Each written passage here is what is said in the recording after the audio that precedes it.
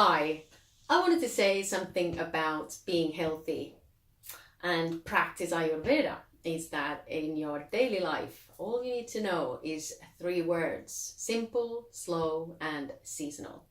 These words, in my opinion, define disease prevention and establish a foundation for a healthy, long life, thriving old age, and dying without pain. There is much more in Ayurveda, in fact, plenty more, but I am here to emphasize that to practice Ayurveda in your daily life, you don't need much more than these three words. You don't have to have a long list of food items and engineer your meal plans. When we implement simplicity, slowness, and seasonality in our lives, we get high chances not only to stay healthy, but express our highest potentials. And that's what Ayurveda really is about: getting the best out of our lives. And it's not that complicated.